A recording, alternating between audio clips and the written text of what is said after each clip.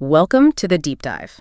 Today, we're diving into something fascinating, the real world of public policymaking. Forget the neat flowcharts. We're tearing up that image of policy design as some kind of rational science experiment. Instead, we're looking at sources that frame it as a really messy, high-stakes game, a game of managing risk, especially political risk. That's absolutely the core idea. If you think policy is just about logic and evidence, you miss almost everything important. The whole process is tangled up in these complex social, political, administrative settings. And every single choice, even choosing to do nothing, carries these design risks. Risks about whether it's even possible, or maybe more crucially, whether it's politically smart. Right. And traditionally, policy wonks, they spent ages worrying about evidentiary uncertainty, didn't they? Not having enough data, not enough knowledge. Exactly. And that stuff does matter. Of course it does. But what our sources are really pushing is that this is just, one slice of the pie. What we're really digging into today is that deeper layer, political uncertainties. Okay, so political uncertainty. This is about how the politics itself shapes the outcome. Precisely. It's about the political risks, how governments think about the credit they might get, but maybe even more importantly, the blame they desperately want to avoid. That calculation often dictates what gets pursued and what gets buried, regardless of how good the evidence is. A technically perfect plan can just die if the politics aren't right. So to help us navigate this murky landscape, the framework we're leaning on today kind of brings together two key things. What are they? Yeah, it boils down to two dimensions. First is administrative capacity. Basically, does the government actually have the stuff, the resources, the skills, the organization to get something done? Okay, capacity. Got it. And the second? And second, political desirability, which is really a shorthand, a proxy for that whole credit versus blame calculation we just talked about. Yeah. Is this policy likely to win praise or draw fire? All right. But before we really get tangled up in the politics of blame and credit, the sources point out there are actually 4 types of risk policymakers are juggling, like hurdles they have to clear first. That's a good way to put it. And yeah, what's striking is, like you hinted earlier, only one of these 4 is about the evidence, the stuff people usually think policy analysis focuses on. Okay, lay them out for us. What's the first one? So number 1 is the familiar one, evidentiary uncertainty. This is your classic lack of good data, poor knowledge, get this wrong, and you risk problem misspecification, solving the wrong problem, or solution misspecification, using the wrong tool. And the fix is better research, more data? The whole evidence-based policy movement lives here. Exactly. That's its territory. Okay, that's the technical side. But great evidence doesn't mean much if you can't actually do the thing. Now, you mentioned capacity and compliance risks earlier. What's the key difference there? They sound like they could both lead to failure. That's a really good question. They do get mixed up. So the second category is capacity uncertainties. This is purely about resources. Do you have the skilled people, the budget, the right organizational setup? If capacity is low, the risk is straightforward implementation failure. You just don't have the means to deliver. Mitigation means building capacity into the design itself. Right, so that's a can't-do-it problem. Precisely. Now compare that to the third type, compliance and malfeasance risks. This isn't about can't do, it's about won't do, or worse, actively doing the wrong thing. So this is about people deliberately messing things up. Evasion, corruption, maybe even just incompetence leading to mismanagement. Exactly. Purposeful evasion, corruption, mismanagement, intentional or not. And this risk gets way worse in environments where truth seems negotiable. This post-truth idea we hear about. So capacity failure is maybe accidental, but compliance failure, that feels more like deliberate sabotage or corruption. And if you don't have strong rules and enforcement... then the result is often waste and delegitimization.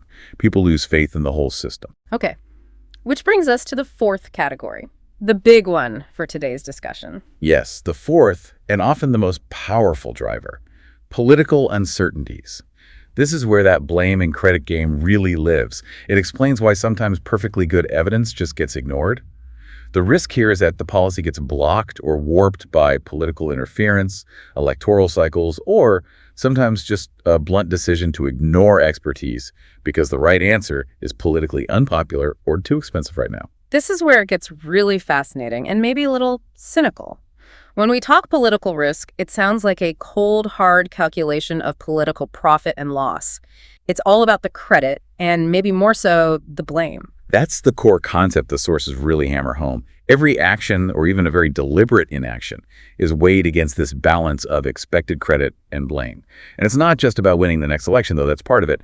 It's also about maintaining that broader sense of political legitimacy. But here's the kicker you mentioned. Yes, the really crucial insight, I think, is that blame avoidance is often a much stronger motivator than credit claiming.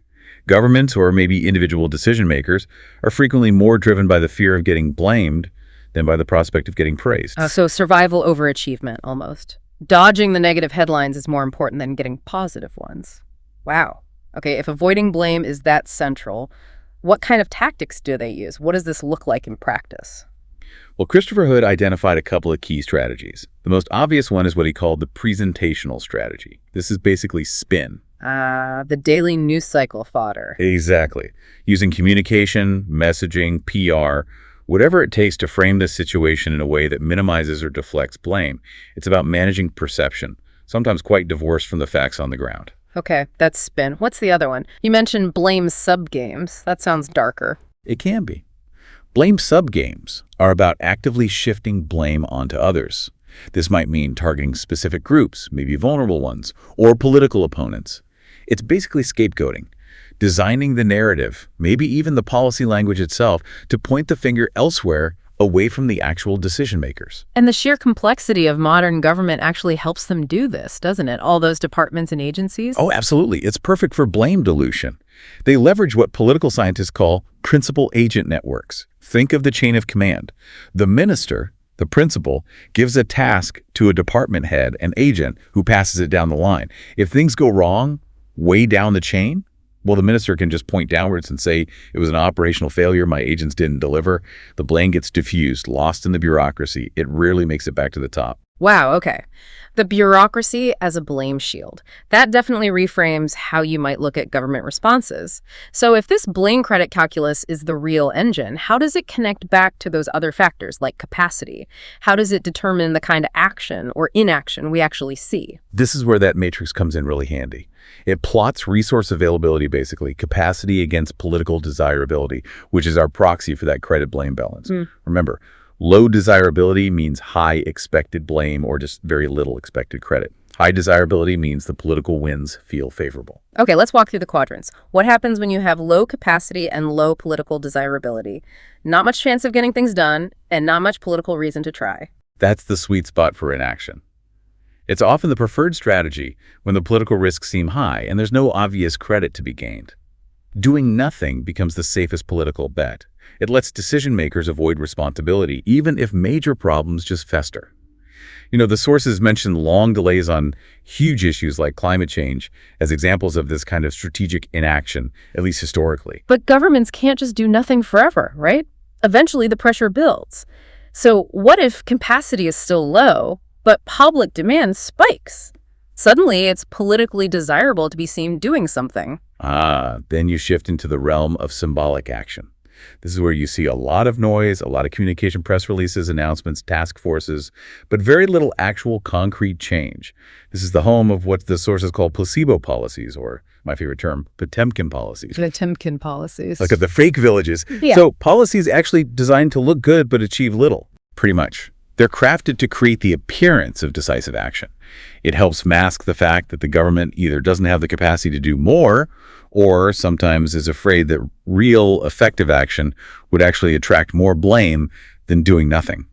Think of a pilot project announced with great fanfare but given almost no funding, or new regulations with no real enforcement mechanism. It's about managing headlines, not solving the problem. That makes a scary amount of sense. Okay, let's flip to the high capacity side of the matrix. What if the government does have the resources, the capacity is high, but the political desirability is low? Maybe there's no crisis, no immediate public demand. That combination often leads to opportunistic action. These are usually short-term, limited initiatives that are seized upon because they offer a quick, visible win, a chance for immediate credit claiming.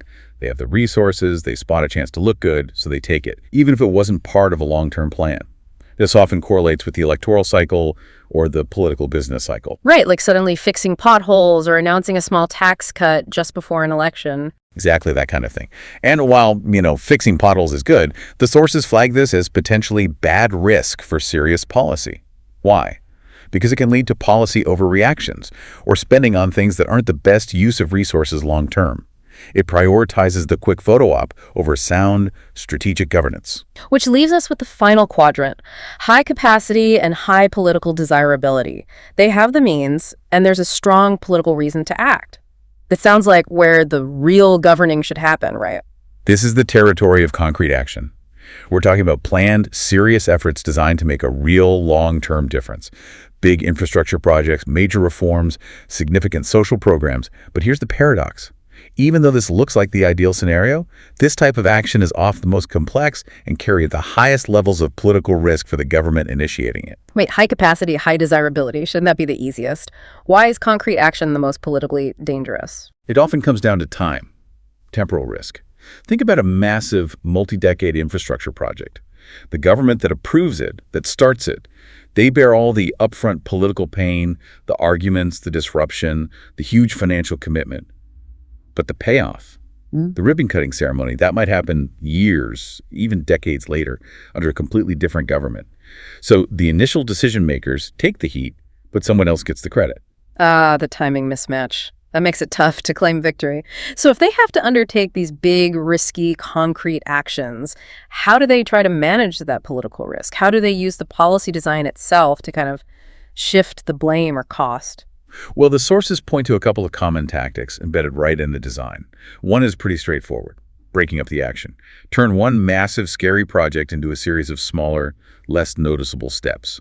Or find ways to postpone the big spending decisions, push the costs further down the line so they don't hit the current budget quite so hard. Okay, slicing it thin or delaying the pain. What's the other one? You mentioned something more aggressive earlier. Yes. The second technique is considerably more cynical.